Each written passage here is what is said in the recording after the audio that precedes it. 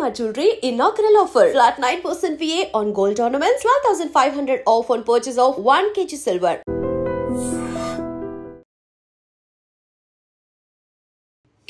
క్యాన్లతో కనబడుతున్న ఈ పాకాన్ని చూసారుగా, ఇదేదో వంటల్లో తయారు చేసిన బెల్లం పాకం అనుకుంటే పొరపాటే.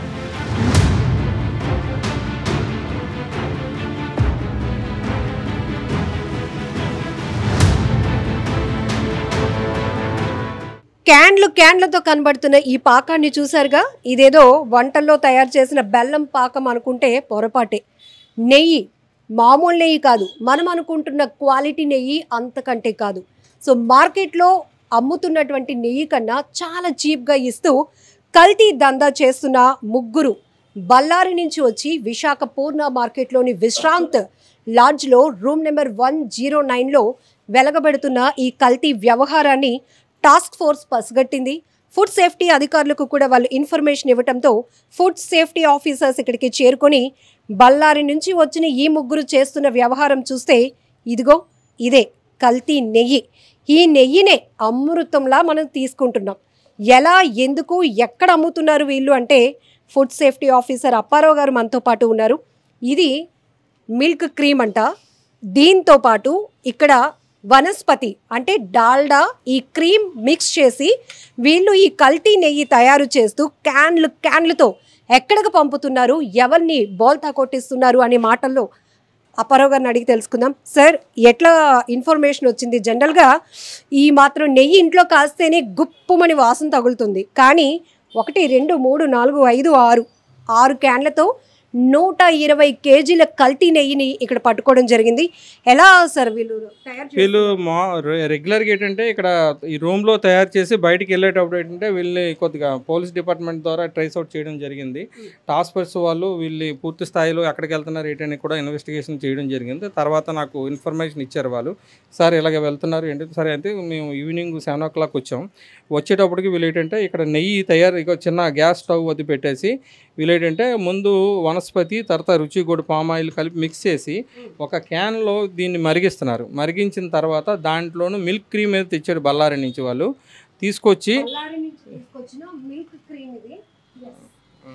ఆ క్రీమ్ని కూడా దీంట్లో మరిగించిన తర్వాత ఫైనల్గా ఒక 15-20 నిమిషాలు ఇందాక వాళ్ళు ఎలా తయారు చేస్తున్న రేట్ అనేది కూడా ప్రాక్టికల్ చూపించమంటే వాళ్ళు తయారు చేసి చూపించారు. ఇంచుమించుగా 40 minutes అలాగ పట్టింది. తర్వాత దానికి ఏంటంటే మొత్తం అంతా కరిగిపోయి మిక్స్ అయిపోయిన తర్వాత వీళ్ళు ఈ కలర్ కలుపుతున్నారు. దీనికి ఈ కలర్ ఏంటంటే ఈ కలరు ఫుడ్ కలరు కాదు, ఏంటో తెలీదు, రసాయనం. ఇది ఒక రసాయనాన్ని కలిపిన తర్వాత 10 నిమిషాల్లో నెయ్యి తాలూకా వాసన గుమగుమలైనటువంటి వాసన రావడం జరిగింది. ఎవాపరేట్ అవుతుండగా మేము గమనించడం జరిగింది. దాన్ని ఇప్పుడు శాంపుల్స్ అయ్యి సేకరించి ల్యాబ్కి పంపిస్తున్నామండి. ఈ నెయ్యిని మొత్తం అంతా కూడా సీజ్ చేయడం జరిగింది. వీళ్ళు ఎక్కడ అమ్ముతున్నారు ఏంటంటే పూర్తి స్థాయిలో విచారణ చేస్తే విశాఖపట్నం రూరల్ ఏరియాలో ఉండేటటువంటి క్యాటరింగ్ వాళ్ళకి ఇస్తున్నామని చెప్పి క్లియర్గా వాళ్ళు చెప్పారు. పోలీసు వాళ్ళ ఇన్వెస్టిగేషను తర్వాత నేను కూడా అడిగాను, అసలు మీరు సిటీలో ఎవరికి ఇస్తున్నారు? సప్లై చేస్తున్నారు. హోటల్స్ కానీ రెస్టారెంట్ కానీ లోకల్ బేకరీస్ లేదంటే మేము పెందుర్తి, సింహాచలం, తర్వాత భీమిలి, అనకాపల్లి ఏరియాల్లో మేము ఇది సప్లై చేస్తున్నాం. 350 రూపాయలకి అమ్ముతున్నామని చెప్పి చెప్పడం జరుగుతుందండి.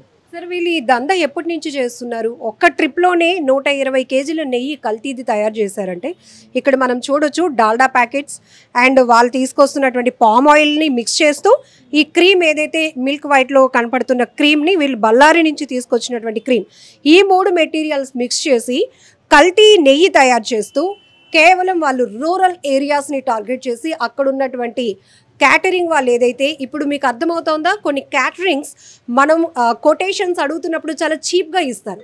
వాళ్ళకి ఎలా సాధ్యం అవుతుంది అన్నప్పుడు ఇలాంటి కల్తీ మెటీరియల్ వాడితే ఎంతమందికైనా వాళ్ళు తక్కువ రేటుకి ప్రొవైడ్ చేయగలుగుతారు.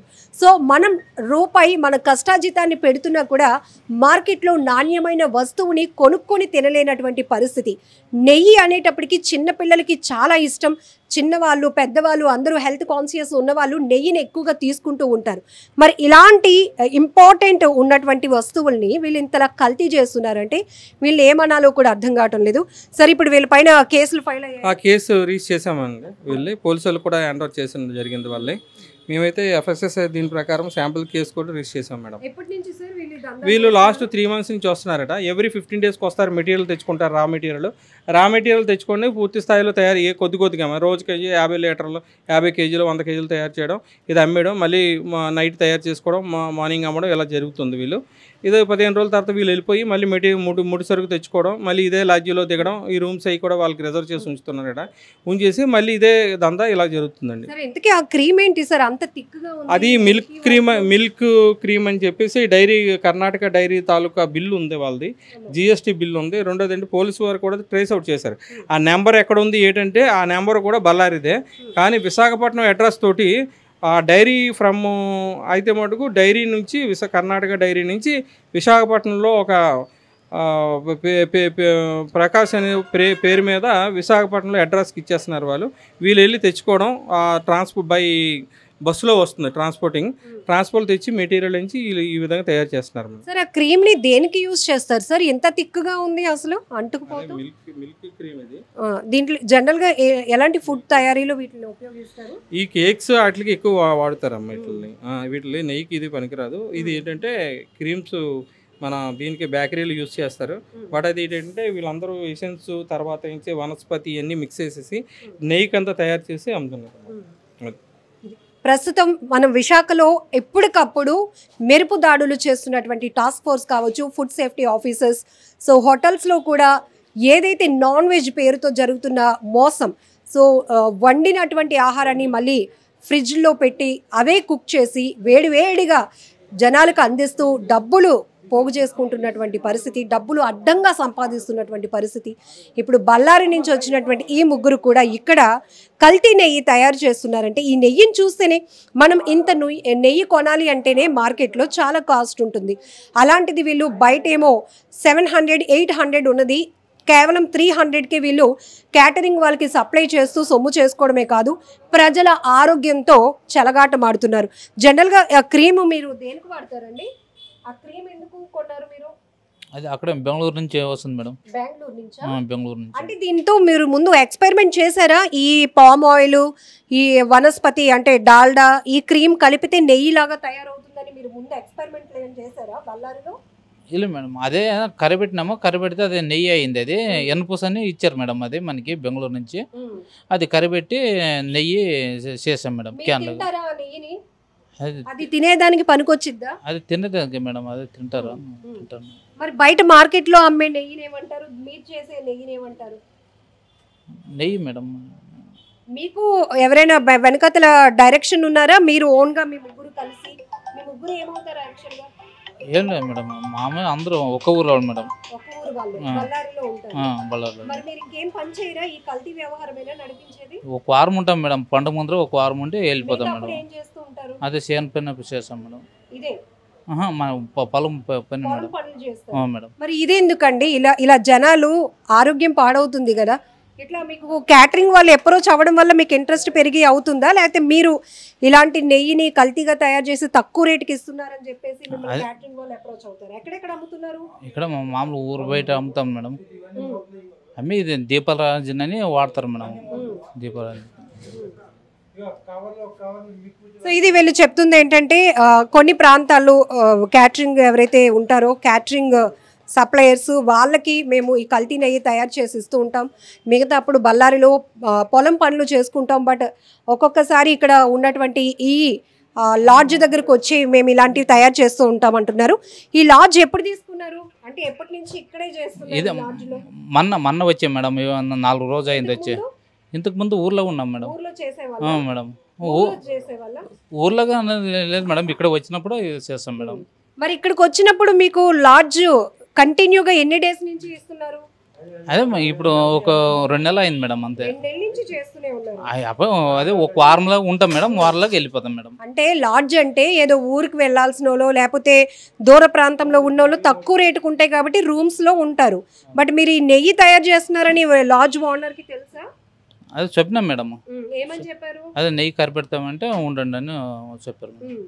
ఎంత పే చేస్తున్నారు ఈ రూమ్ కి మీరు? 600 ఇస్తాం మేడం, ముగ్గురికి 600 మేడం. సో ఇక్కడ వేళ్లతో పాటు లాడ్జ్ వాళ్ళని కూడా అనాలి. ఏదైనా వాళ్ళల్లో ఉన్నటువంటి దుర్బుద్ధి, ఖచ్చితంగా ఈ పదం వాడాలి. ఎందుకంటే వాళ్ళు చేస్తుందే అక్రమం, కల్తీ అని తెలిసి కూడా వీళ్ళని ఎంకరేజ్ చేస్తూ ఇక్కడ లార్జ్ రూమ్స్ ఫిల్ అవ్వాలి కాబట్టి ఏ అడ్డగోలు వ్యవహారం చేసినా మాకు పర్వాలేదు అన్నట్టు వాళ్ళని 2 months నుంచి ఎంకరేజ్ చేస్తున్నారు. సో ఇప్పటికే ఇక్కడ శాంపిల్స్ని కలెక్ట్ చేసి సీజ్ చేశారు. సో వీటిని ల్యాబ్స్కి పంపించి వాళ్ళపైన ఇంకా ఏదైనా గనుక అందులో ఎసెన్షియల్స్ కానీ లేకపోతే ఇంకా రసాయనాలు ఏవైనా కెమికల్స్ అవి కూడా ఇబ్బందికరంగా ఉండుంటే కనుక ఇంకా వాళ్ళపైన కఠినంగా యాక్షన్ తీసుకునే అవకాశం కూడా ఉంటుంది. ఏది ఏమైనా బీ అలర్ట్. మార్కెట్లో ఒక్కొక్క దానికి ఒక్కొక్క రేట్ అనేది ఫిక్స్ అయి ఉంటుంది, కానీ కొన్ని చోట్ల చాలా వేరియేషన్ ఉంటుంది. అంటే అక్కడ కల్తీని ఈజీగా మనం పసిగట్టొచ్చు. అల్లం వెల్లుల్లి పేస్ట్ కావచ్చు, పామ్ ఆయిల్ కావచ్చు, పసి పిల్లలు తాగే పాలను కూడా కల్తీ చేసి అమ్మేస్తున్నారు. అంటే మనం ఎంత జాగ్రత్తగా ఉండాలి. మనం పెట్టే ప్రతి రూపాయికి మనం నాణ్యతతో కూడిన వస్తువులే కొనుక్కొని తింటున్నామా, లేకపోతే ఇలాంటి కల్తీ తిని మన ఆరోగ్యాన్ని మన చేతులారా మనమే పాడు చేసుకుంటున్నామా? Be alert. నిజంగా ప్రస్తుతం ఉన్నటువంటి సమాజం దేనికి ప్రయారిటీ ఇస్తుంది? ఆర్థిక సంబంధాల చుట్టూ మాత్రమే తిరుగుతుంది. మళ్ళీ ఎన్నికలంగానే చాలా విరక్తి కలుగుతాం. మంచి అనిపిస్తుంది కదా, లేడీస్ కూడా ఛాలెంజింగ్ జాబ్స్ చేసినప్పుడు చాలా బాగుంటది. ట్రాఫిక్ అసిస్టెంట్స్ గా నియమించిన ట్రాన్స్జెండర్స్ అందరితో సాల్యూట్ చేయించుకుంటున్నారు. ఫుడ్ డెలివరీ ఇవ్వటానికి వెళ్ళినటువంటి డెలివరీ బాయ్ అనిల్ పై కళ్ళ ముందు